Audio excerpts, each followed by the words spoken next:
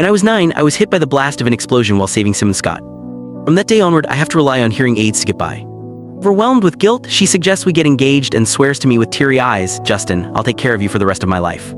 But at 18 years old, to satisfy a dare from the school heartthrob, she rips off my hearing aid and humiliates me in front of him and our classmates. Disgust fills her voice as she says, "You're nothing but a burden. I've been sick of you for a long time. I wish you died back then instead of being saved."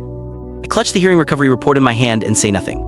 After that, I quietly change my college applications, bring my parents with me, and formally call off the engagement. And this is where our paths split. There's no reason for us to ever see each other again.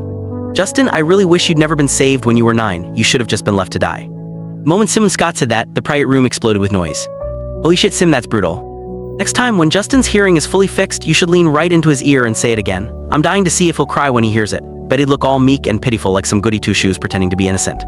Why would it matter if he heard it? Who would want to cripple anyway? Sim's the only one charitable enough to keep him around." I froze where I stood. My fingers clamped tight around the hearing recovery report stuffed in my bag, my mind completely blank. After the college entrance exams ended, my parents took me out of town to see specialists. My hearing was cured and I no longer needed a hearing aid. Today was my birthday. I planned to surprise Simone. I wanted to tell her my hearing was healed, that I wouldn't be her burden anymore. I never expected that the carefully planned surprise would lead me to overhear her cruel, cutting words. Her words stabbed straight through my chest, twisting until my heart seized and I could barely breathe. A nails pressed into my palm, pain shooting through me.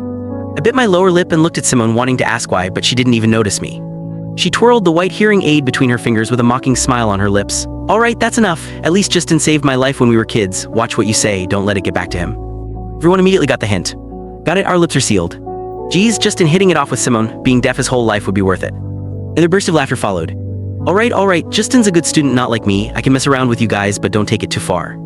Ralph Justin walked over with a grin and announced, "Simone, you've passed my test. I believe you don't like Justin anymore. Let's go on a date tomorrow." Simone's lips curved with a smile. Her eyes softened, tenderness spilling over as she whispered, "Okay." I stood there in a daze, my mind completely blank. It felt like the world had stopped turning. The laughter and cheers melted into a sharp, piercing ringing. "Hey honey, what are you thinking about?" Before I could respond, Simone had slipped my hearing aid back on, a small smile playing at her lips. "So happy you can't think straight, huh?" It should have been a happy moment. My 18th birthday, a confession from the woman I liked, all witnessed by friends, just like something out of a teen romance show. But now, when I opened my mouth, my throat was so dry I couldn't say a single word. The others rushed to fill the silence. "Justin, Sim just took off your hearing aid and whispered a bunch of sweet stuff." We all got chills listening. Damn, I wish I had a childhood sweetheart too. "Not bad," Ralph said, slinging an arm around Simone's shoulder and lightly punching her. "You've got to be the lucky one to end up with Justin." I said nothing. My gaze slowly swept across everyone in the room. They smiled and congratulated me, gave me thumbs up, and even joked about waiting for the wedding. Not a single one showed any slip of emotion. Their expressions were unnaturally calm. Click the link on the homepage to watch the full follow-up for free.